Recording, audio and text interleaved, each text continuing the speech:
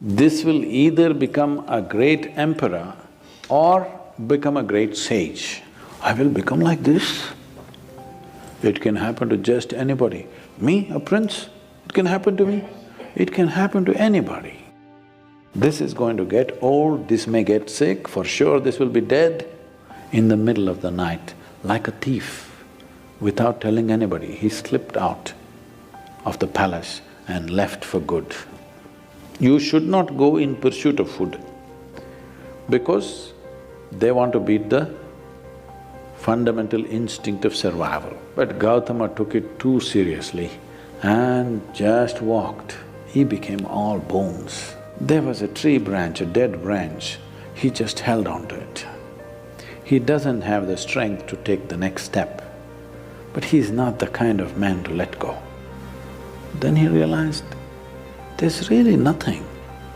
This life is on. All I have to do is just take away the barriers which are not allowing me to experience this. And he sat there with this determination. Either I must see the ultimate nature of my existence now, or I will sit here and die. If I ask you, how long does it take for you to sit here? You're already sitting. It's already there. It doesn't take any time. Then they were waiting for him to open his eyes and give the teaching.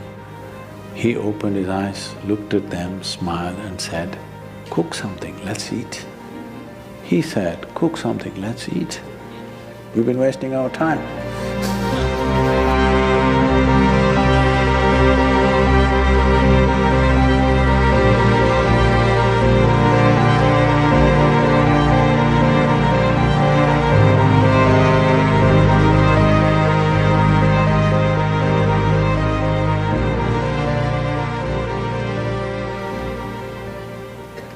He tried many things in his life. He was a prince of a small princely state. Because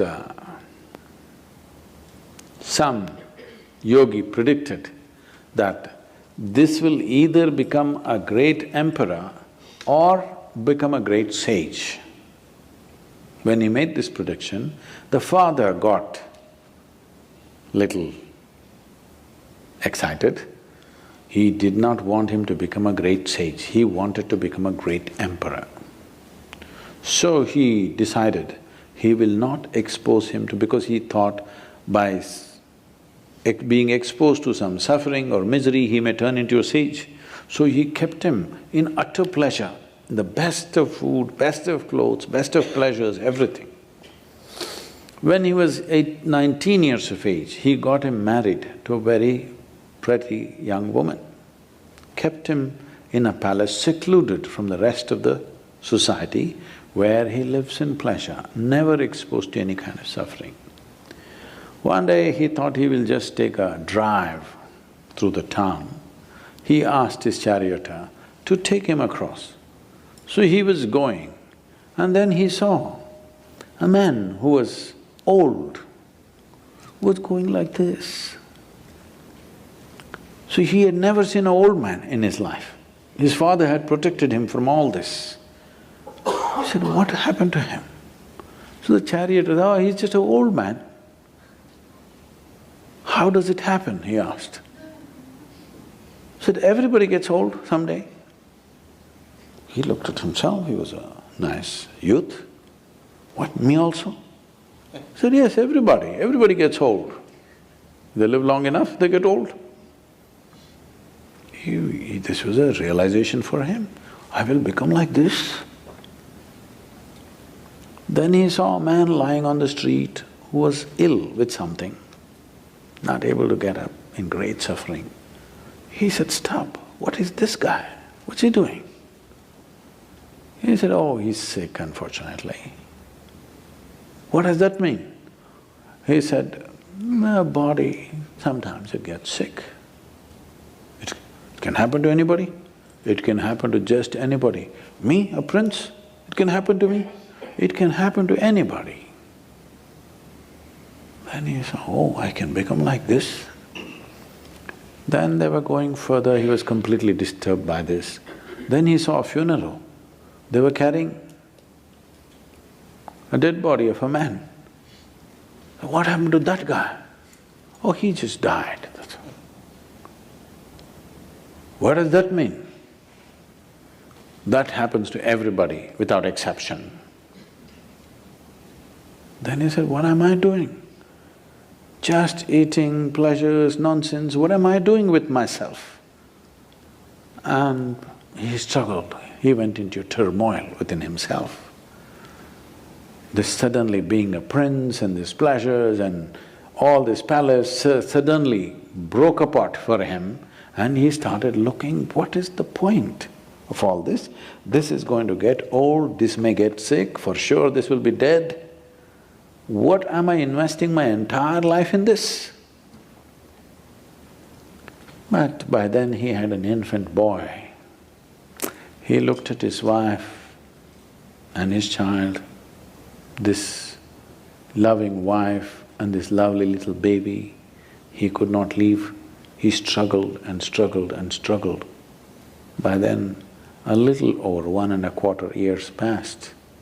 When the boy was 1.5 years of age, he could not hold it anymore. In the middle of the night, like a thief, without telling anybody, he slipped out of the palace and left for good. He went in search, I want to know the truth about this life. He went from school to school. These are times when different schools were established in India. At one point, there were over 1,800 schools. I'm saying not just institutions, 1,800 different ways of doing things, 1,800 different varieties of yoga. Not the kind that you're seeing in California, somebody doing like this, somebody doing like this, really intricate expressions. So he went from school to school. He pursued 8 different forms of samadhi.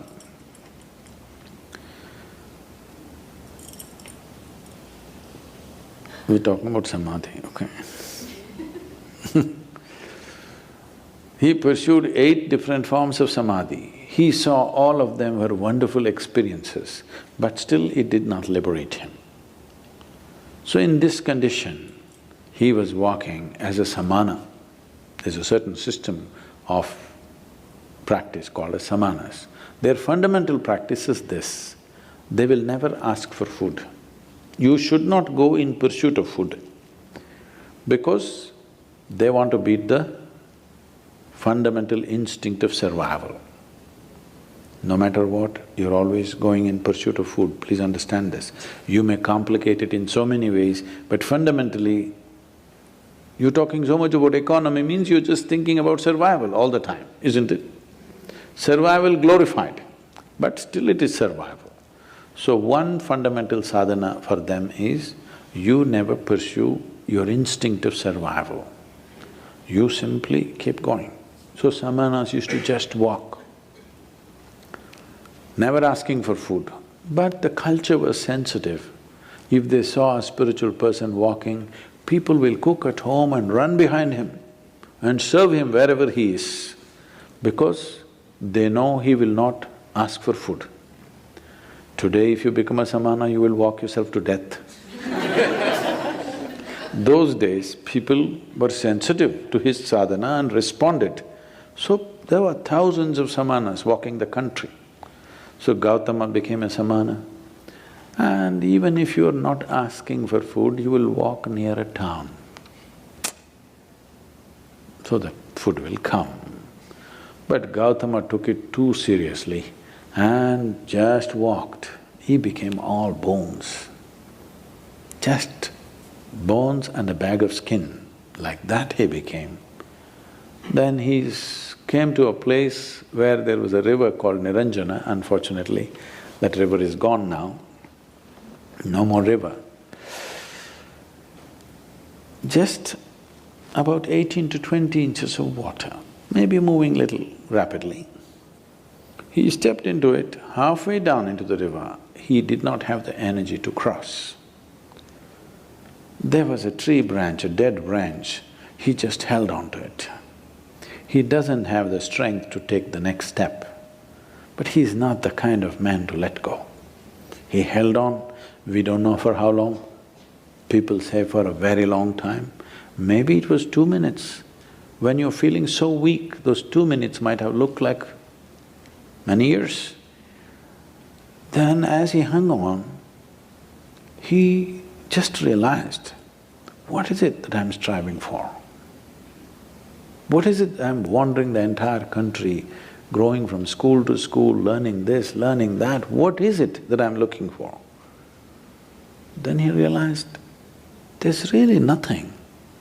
This life is on. All I have to do is just take away the barriers which are not allowing me to experience this. When he realized that everything is within him, there's nowhere to search, suddenly he had the energy to take the next step and the next step. He crossed the river, came and sat down under that now very famous Bodhi tree, which has become more famous than the Buddha himself.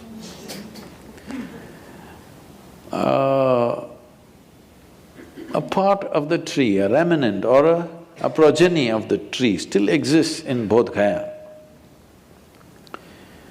And he sat under the tree. It was this full moon night which is coming now, on 10th of May.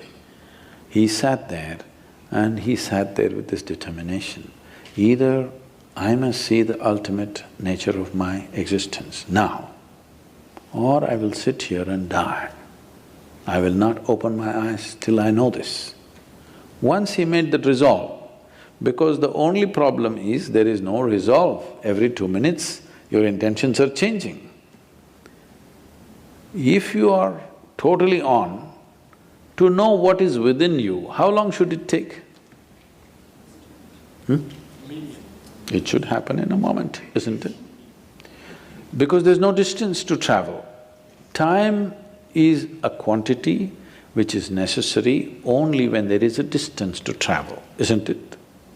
If there is no distance to travel, if I ask you, how long does it take for you to sit here? You're already sitting. It's already there. It doesn't take any time. So you're already alive and on. It doesn't take any time for realization because you don't have to do anything particular. When he saw this, he was fully enlightened and the moon was shining. And he had not eaten for many months on end properly. Years, actually 4 years he was a samana. And people around him, he had gathered about 5 disciples, I think. These guys thought he's real because he doesn't eat, he's really rigid. And they saw he's in some state, exuberant state, and they could see the light on his face. Then they were waiting for him to open his eyes and give the teaching. He opened his eyes, looked at them, smiled and said, "Cook something, let's eat." They were totally disappointed, they thought he's lost it. They walked with him for 4 to 8 years when he had nothing but torture. When he got enlightened, they left him